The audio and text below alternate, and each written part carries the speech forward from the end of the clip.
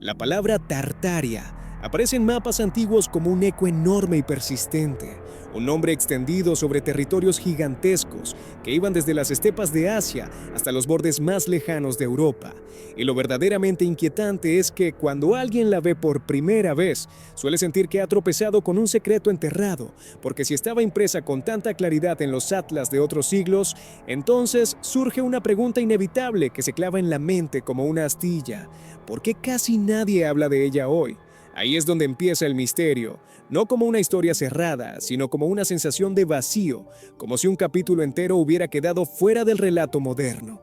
En Internet, Tartaria se ha transformado en algo mucho más grande que un simple término geográfico, porque se ha convertido en la idea de una civilización perdida, un mundo anterior a un supuesto reinicio, una época que, según algunas narrativas, habría sido borrada o escondida, y esa mezcla de mapa antiguo, silencio contemporáneo y curiosidad humana crea un cóctel perfecto para que la imaginación haga el resto. Sin embargo, antes de imaginar ciudades imposibles o tecnologías olvidadas, hay algo esencial que conviene entender con calma, porque Tartaria, en los documentos históricos reales, no era un imperio secreto ni una nación unificada con una capital brillante oculta en la niebla, sino más bien una etiqueta enorme, una palabra que durante siglos los exploradores europeos usaron para nombrar regiones inmensas que no comprendían del todo. En otras palabras, Tartaria era muchas veces la forma elegante de decir, más allá de aquí, viven pueblos distintos, tierras lejanas, culturas que no conocemos bien. Y por eso, ese nombre funcionaba como un cajón gigante en el mapa para lo desconocido, no como la prueba definitiva de un solo país perdido. Aún así, el simple hecho de que la palabra estuviera ahí, ocupando tanto espacio, abre una puerta mental poderosa, porque la mente humana odia los vacíos y se incomoda cuando algo desaparece del lenguaje, ya que, cuando un nombre se borra, parece que también se borra la realidad que nombraba. Imagina a alguien en el siglo XVII, observando un atlas a la luz de una vela, viendo reinos conocidos, fronteras marcadas, nombres familiares, y de pronto encontrándose con un bloque inmenso rotulado como Tartaria, como si fuera otro mundo dentro del mundo, un continente cultural dentro del continente físico.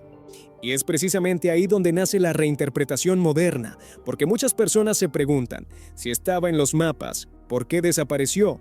Y esa pregunta, cuando no se responde con contexto histórico, se convierte en un terreno fértil para teorías alternativas. Internet hace entonces lo que mejor sabe hacer, que es conectar piezas sueltas hasta formar una narrativa irresistible, mezclando mapas antiguos, fotografías de edificios monumentales del siglo XIX, ferias mundiales con arquitectura grandiosa, estaciones, palacios, catedrales, todo envuelto en una misma sospecha seductora. ¿Cómo podían construir esto tan rápido? ¿Quién vivía realmente en ese mundo? Y entonces aparece el concepto del reinicio, una palabra que suena a sistema, a borrado total, a civilización apagada y encendida de nuevo.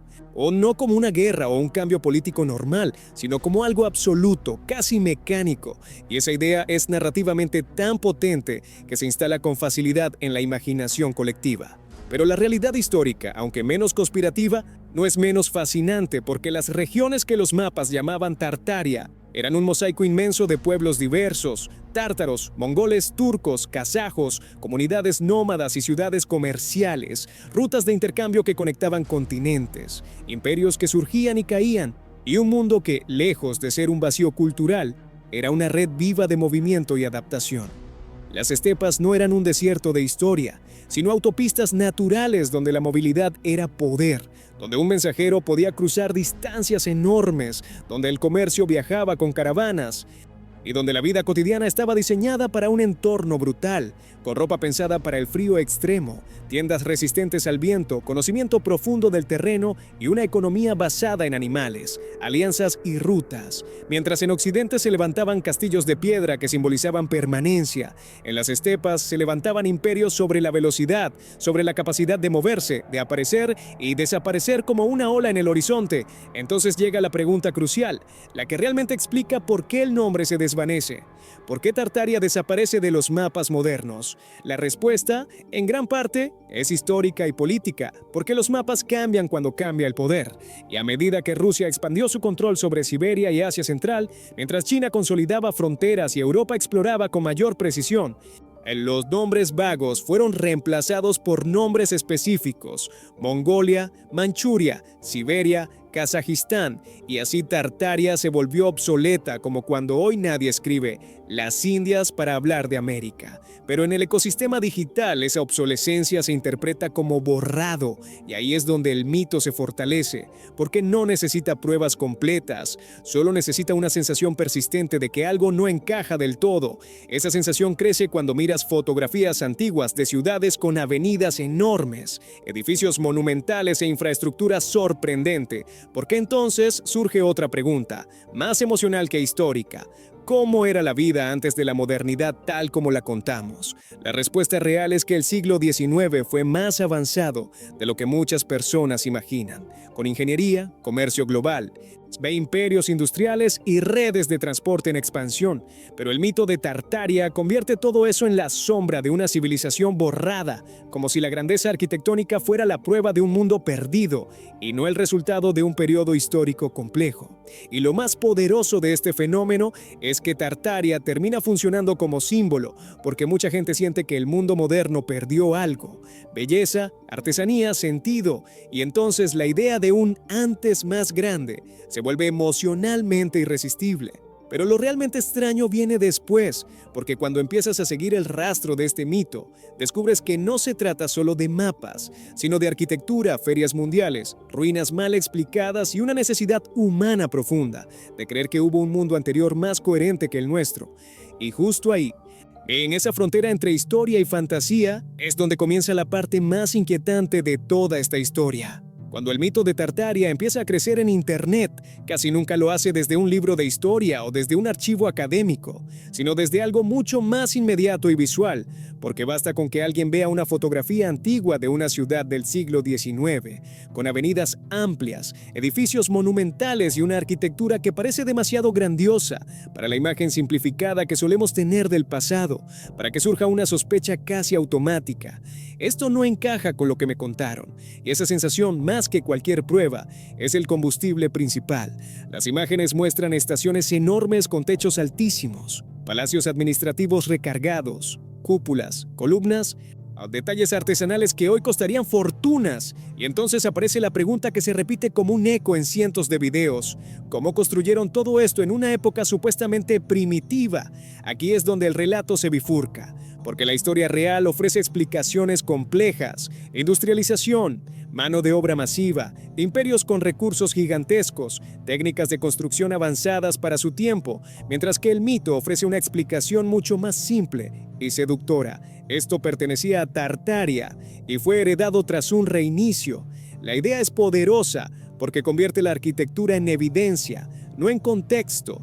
Y en lugar de ver esos edificios como productos de su siglo, se los interpreta como restos de algo anterior, como ruinas de una civilización borrada que, de algún modo, dejó su ciudad y ciudades intactas para que otros las ocuparan después. Pero para entender por qué esto engancha tanto, hay que mirar el tipo de arquitectura que se usa siempre como prueba. En la mayoría de estos relatos aparecen edificios del estilo neoclásico, con columnas inspiradas en Grecia y Roma, simetría matemática, ornamentación repetida y una monumentalidad que transmite autoridad, porque ese era exactamente el objetivo de muchos gobiernos del siglo XIX: construir estructuras que parecieran eternas, que hicieran sentir al ciudadano pequeño frente al Estado, frente al imperio, frente a la nación. No era Tartaria, era política convertida en piedra. Sin embargo, cuando esas construcciones se ven desde el presente, se perciben casi como imposibles, porque hoy las ciudades se levantan rápido, ¿sí? Pero rara vez con ese nivel de artesanía decorativa, y entonces la mente busca una explicación alternativa, algo que haga que esa grandeza no sea solo historia, sino misterio. Y justo en ese punto, aparecen las ferias mundiales. Las exposiciones universales del siglo XIX y principios del XX son uno de los pilares favoritos del mito tartárico, porque las fotografías muestran ciudades temporales llenas de edificios espectaculares, torres, cúpulas, avenidas iluminadas, y lo más extraño es que muchas de esas estructuras fueron desmontadas poco después. Para quien no conoce el contexto, eso parece incomprensible porque surge la pregunta inevitable: ¿por qué destruir algo tan impresionante? El mito responde: porque estaban ocultando el pasado. La historia real responde algo diferente. Muchas de esas construcciones eran de yeso, Haré madera y materiales diseñados para durar solo lo necesario, porque eran escenarios monumentales, vitrinas del poder industrial, decorados gigantescos para demostrar supremacía cultural y tecnológica durante unos meses. Aún así, la estética de esas ferias es tan impactante que funciona como gasolina para la narrativa del reinicio, porque parece un mundo demasiado avanzado, demasiado ordenado, demasiado perfecto para encajar con la idea popular de un siglo XIX, sucio, lento y atrasado. Y aquí entra otro elemento clave, la simultaneidad. En muchos videos se dice que todo apareció de golpe, como si ciudades enteras hubieran surgido sin transición, como si la infraestructura hubiera sido heredada, no construida. Y la razón por la que esto parece convincente es porque el siglo XIX fue, en efecto, un periodo de transformación brutalmente rápida, ferrocarriles expandiéndose en décadas, alumbrado urbano, sistemas de alcantarillado, canales, fábricas, comercio global, y cuando se observa desde lejos, ese salto histórico se siente casi como magia. Pero la velocidad no implica misterio oculto, implica industrialización masiva, imperios explotando recursos y un mundo entrando en una nueva era con una aceleración que todavía hoy nos cuesta imaginar. Sin embargo, el mito tartárico toma esa aceleración y la convierte en discontinuidad, porque sugiere que no hubo progreso, sino reemplazo, no hubo construcción, sino ocupación, como si alguien hubiera encontrado un mundo ya hecho. Y entonces aparece la palabra que lo cambia todo: reinicio. El reinicio funciona como explicación universal, porque puede absorber cualquier vacío documental, cualquier edificio extraño, cualquier fotografía sin contexto, y transformarlo en prueba de un pasado borrado.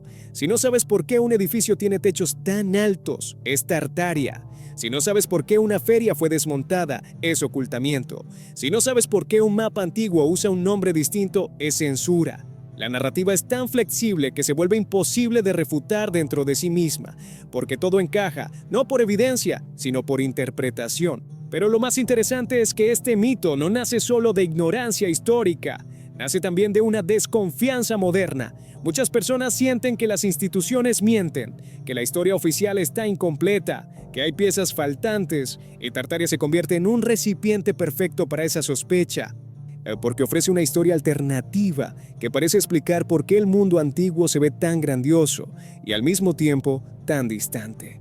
Es una nostalgia disfrazada de conspiración, una nostalgia por un pasado que parece más bello, más coherente, más monumental que el presente, y que por eso se imagina como perdido a propósito. Pero aquí viene el giro más importante, el detalle que casi nadie menciona. El mito de Tartaria no se sostiene solo en edificios, sino en la forma en que consumimos imágenes, porque una fotografía antigua, sin contexto, sin fecha, sin explicación, se convierte en un lienzo en blanco donde cualquiera puede proyectar lo que quiera. Y cuando miles de personas proyectan lo mismo, la proyección empieza a sentirse como realidad. Eso es lo que hace que Tartaria sea tan viral, porque no es solo una teoría, o es una estética, una atmósfera, un mundo alternativo construido con ruinas, mapas y silencios. Pero lo que ocurrió a continuación cambia el panorama por completo, porque cuando investigas de dónde salió realmente esta idea moderna, descubres que no nació en archivos secretos ni en documentos prohibidos, sino en algo mucho más reciente, en foros, en videos, en un internet que mezcla historia real con ficción hasta que la frontera se vuelve borrosa. Y ahí es donde comienza la parte más reveladora de todo este fenómeno. Cuando uno sigue tirando del hilo de Tartaria, llega un momento en que la pregunta deja de ser ¿qué era realmente? Porque históricamente el término está bastante claro como etiqueta geográfica antigua, y la cuestión se transforma en algo mucho más interesante y moderno. ¿Por qué esta idea explotó ahora, hoy en pleno siglo XXI? ¿Y por qué tantas personas sienten que han descubierto un secreto que el mundo intentó ocultar? Ahí es donde el fenómeno se vuelve casi más psicológico que arqueológico, porque Tartaria, tal como circula hoy en Internet, no es un imperio perdido documentado, sino un relato construido con piezas sueltas, con imágenes potentes y con una sensación contemporánea de desconfianza hacia las versiones oficiales. La Tartaria viral nace, en gran parte, en comunidades digitales que comenzaron a notar patrones donde la historia ve contextos, porque en vez de observar la arquitectura del siglo XIX como producto de imperios industriales, muchos empezaron a verla como herencia de algo previo, y esa interpretación se fue reforzando con cada fotografía compartida, con cada edificio antiguo que parecía demasiado grandioso, y con cada mapa viejo que usaba nombres distintos a los actuales. Lo fascinante es que el mito no se presenta como fantasía, sino como investigación, y eso le da una fuerza enorme, porque adopta el lenguaje de la arqueología, de la documentación, de las preguntas que nadie quiere responder, y así convierte una sospecha estética en una narrativa total. En este punto aparecen siempre los mismos elementos, como si fueran piezas obligatorias del rompecabezas. Uno de ellos es la idea del mundo antiguo avanzado, una versión alternativa del siglo XIX, donde supuestamente existían tecnologías olvidadas, redes energéticas misteriosas y ciudades diseñadas con un conocimiento superior. Y aunque la historia real reconoce que ese siglo fue extraordinariamente innovador, el mito da un salto adicional y sugiere que esa innovación no fue desarrollo, sino restos de algo anterior. Otro elemento recurrente es la obsesión con la uniformidad arquitectónica, porque muchas ciudades del mundo tienen edificios neoclásicos similares, con columnas, cúpulas y simetrías, y en lugar de explicarlo como un estilo globalizado por imperios, academias y modas culturales, se interpreta como prueba de una civilización única previa, como si todo respondiera a un mismo plano central tartárico. Pero lo que realmente ocurre aquí es más simple y más humano. Cuando el cerebro encuentra repetición, busca una causa única, porque la repetición se siente como diseño, y el diseño se siente como intención. Y la intención se convierte en conspiración cuando falta confianza en las explicaciones normales. Además, el mito se alimenta de un error muy común: mirar el pasado con lentes distorsionados. Mucha gente imagina que antes de la electricidad moderna todo era oscuridad, que antes de los automóviles todo era lento, que antes del internet todo era aislado, pero la realidad es que las sociedades del siglo XIX ya estaban profundamente conectadas, con comercio global, prensa masiva, ferrocarriles, telégrafo, sistemas urbanos avanzados y una aceleración histórica tan fuerte que, vista desde hoy, parece casi imposible. Esa imposibilidad percibida es el espacio donde Tartaria se instala, porque si no puedes imaginar cómo se coordinaba un imperio industrial, entonces la alternativa de una civilización borrada empieza a sonar, emocionalmente, más fácil de aceptar que la complejidad real de la historia. Y aquí entra un punto crucial que casi nunca se discute con honestidad. El mito de Tartaria no es solo una teoría sobre mapas, es una narrativa sobre pérdida, porque muchas personas sienten que el mundo moderno es feo, fragmentado, desconectado de la artesanía, y cuando ven edificios antiguos bellísimos, sienten que pertenecen a un tiempo más noble, más coherente, más armónico. Tartaria funciona entonces como un símbolo de ese anhelo. No se trata solo de decir existió un imperio oculto, sino de decir hubo un mundo mejor y nos lo quitaron. Por eso el concepto del reinicio es tan central, porque un reinicio implica ruptura total, implica que algo fue cortado de raíz, implica que la memoria fue borrada y reemplazada, y esa idea resuena profundamente en una época donde la gente siente que vive rodeada de cambios rápidos, de crisis constantes y una pérdida de sentido histórico. Pero cuando uno investiga el origen real de esta teoría moderna, lo que encuentra no es un archivo secreto, sino un proceso cultural muy reciente. La Tartaria conspirativa se populariza sobre todo en foros y videos de la última década, mezclándose con otros relatos similares, como los Mud Floods, las exposiciones universales interpretadas como ruinas, o la idea de que la historia fue reescrita en masa durante el siglo XX. Es un ecosistema narrativo, no un descubrimiento arqueológico, y como todo ecosistema narrativo digital, se fortalece con algoritmos, porque los videos que generan misterio, sospecha y asombro retienen más tiempo, se comparten más, crean más comentarios, y entonces el tema se amplifica, no necesariamente porque sea cierto, sino porque es adictivo. El misterio siempre retiene. La historia real, con su complejidad lenta, retiene menos. Ahí está el corazón del problema. Una fotografía antigua de una calle vacía se convierte en ciudad abandonada tras el reinicio, cuando en realidad puede ser una exposición temprana de cámara, un momento específico, una avenida recién construida o simplemente una imagen sin tráfico capturada al amanecer. Un edificio monumental se convierte en resto tartárico, cuando en realidad puede ser un banco imperial, una estación ferroviaria financiada por industrialistas o un símbolo de poder estatal. Un mapa con la palabra Tartaria se convierte en prueba de un imperio borrado, cuando en realidad es un término general usado por cartógrafos europeos para regiones poco conocidas. El mito crece porque cada pieza se interpreta en la dirección más misteriosa posible. Pero lo que ocurrió a continuación, y esto es lo más revelador, es que algunos historiadores y divulgadores comenzaron a responder, no para ridiculizar, sino para explicar por qué estos vacíos existen, porque la historia real está llena de discontinuidades, cambios de nombres, destrucciones de archivos, guerras, reconstrucciones, y no todo silencio implica ocultamiento deliberado. A veces el pasado simplemente es caótico, a veces los documentos se pierden, a veces los nombres cambian porque cambia la política, a veces la arquitectura se repite porque se copiaban estilos, como hoy se copian tendencias globales. Sin embargo, el mito persiste porque cumple una función emocional, y esa función es dar sentido a la sensación de que algo falta, de que la historia que aprendimos es demasiado limpia, demasiado ordenada, demasiado simplificada, y en cierto modo esa crítica tiene un punto válido, porque la educación histórica suele reducir procesos enormes a líneas básicas, y cuando alguien descubre la complejidad real, siente que le ocultaron algo, cuando en realidad lo que ocurrió es que nunca se contó con suficiente profundidad. Por eso Tartaria es tan fascinante como fenómeno cultural, porque revela más sobre nuestra relación moderna con la historia que sobre Asia Central en sí misma. Revela cómo necesitamos misterio, revela cómo desconfiamos de lo oficial, revela cómo proyectamos nostalgia en edificios antiguos, revela cómo Internet convierte preguntas legítimas en narrativas absolutas. Y lo más inquietante es que al final Tartaria se vuelve un espejo. Era un espejo donde vemos nuestras propias ansiedades, nuestra propia necesidad de creer que hubo un antes más grande, un mundo perdido que explicaría por qué el presente se siente tan extraño. Pero lo realmente importante viene después, porque cuando separas el mito de la realidad, la historia verdadera de las regiones llamadas Tartaria es, por sí sola, increíblemente rica, llena de imperios nómadas, rutas comerciales, culturas complejas y transformaciones gigantescas que no necesitan conspiración para ser asombrosas. Y ahí es donde la historia da un giro final, porque la pregunta deja de ser ¿qué nos ocultaron? Y se convierte en algo mucho más poderoso. ¿Qué estamos ignorando del pasado real por estar obsesionados con un pasado imaginario? Esa respuesta abre la puerta a la parte más profunda de este viaje.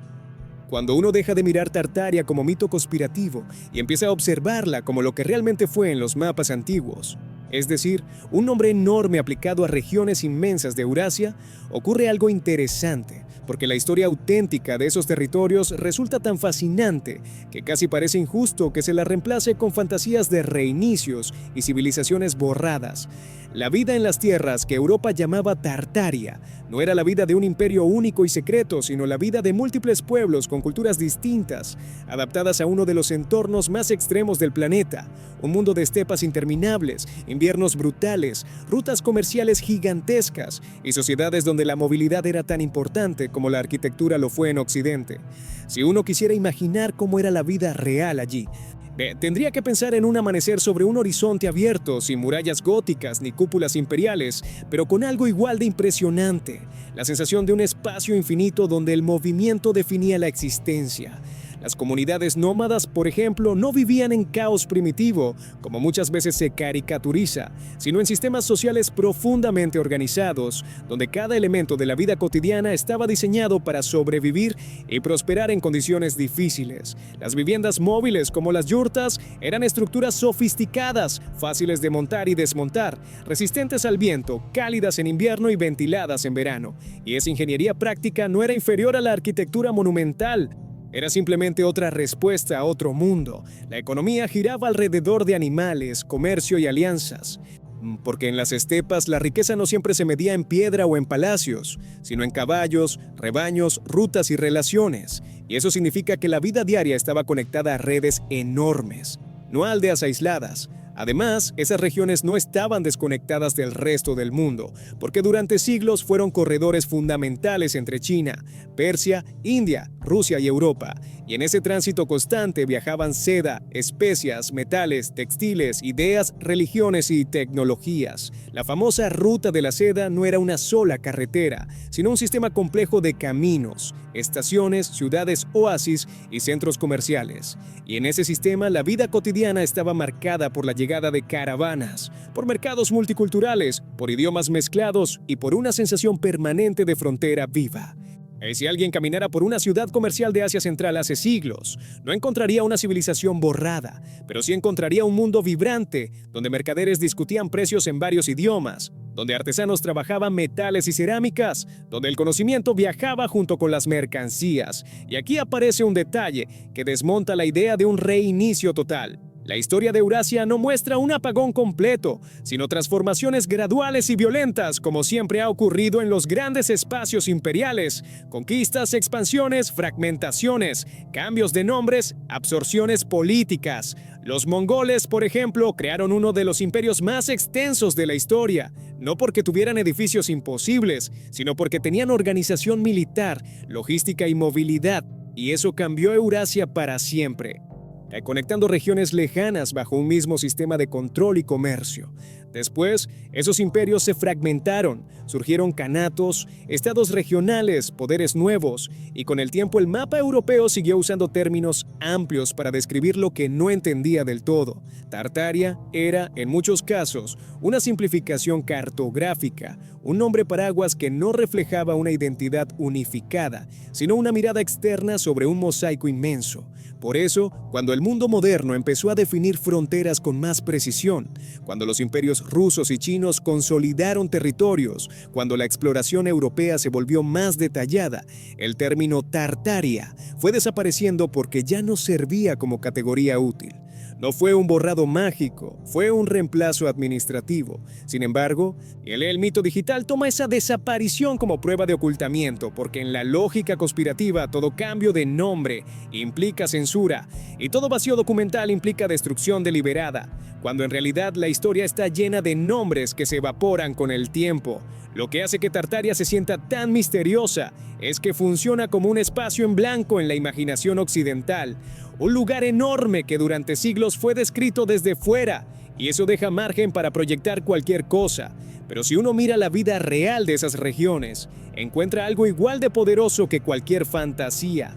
Sociedades que sobrevivieron en condiciones extremas, redes comerciales globales antes de la globalización moderna, culturas híbridas nacidas del intercambio constante, y un mundo donde la historia se movía tan rápido como los caballos que cruzaban las estepas. También hay un elemento urbano real que a menudo se ignora, porque Asia Central no era solo nómadas, también tenía ciudades importantes como Samarcanda o Bujará, centros intelectuales y comerciales con arquitectura islámica impresionante, con madrasas, cúpulas turquesa, mercados cubiertos y sistemas hidráulicos adaptados al entorno.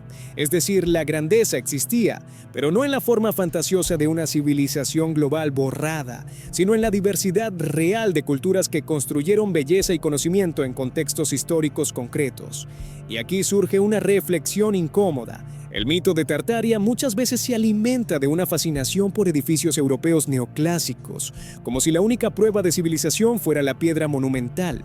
Y eso termina invisibilizando otras formas de sofisticación histórica, como la movilidad, la organización social nómada, la ingeniería adaptativa o las redes comerciales transcontinentales. La historia real es más amplia que la estética de las cúpulas. Lo que realmente ocurrió en Eurasia fue una sucesión de mundos conectados, no un reinicio absoluto. Y entender eso es más interesante que imaginar un borrado total, porque nos obliga a aceptar que la historia humana es compleja, llena de mezclas, continuidades y cambios, no de apagones completos. Entonces, cuando alguien pregunta cómo era la vida en Tartaria antes del reinicio, la respuesta más honesta es que no hubo un reinicio demostrado, pero sí hubo vidas reales en territorios que Occidente llamó Tartaria, vidas marcadas por comercio, movimiento o imperios cambiantes y culturas diversas. Y eso nos lleva al punto final más inquietante de todos. El mito de Tartaria no es tanto un misterio del pasado, sino un síntoma del presente. porque revela cuánto necesitamos sentir que hay secretos enterrados, cuánto desconfiamos de las narrativas simples y cuánto anhelamos un mundo anterior más coherente. Pero si uno quiere de verdad asombrarse, no necesita inventar civilizaciones borradas, porque la historia real de Eurasia ya es, por sí sola, un océano de historias impresionantes que apenas conocemos, y lo que ocurrió a continuación, en el cierre de este viaje, es que la pregunta deja de ser si Tartaria fue ocultada y se convierte en algo mucho más profundo. ¿Por qué preferimos un pasado imaginario cuando el pasado real todavía está lleno de maravillas que ni siquiera hemos explorado?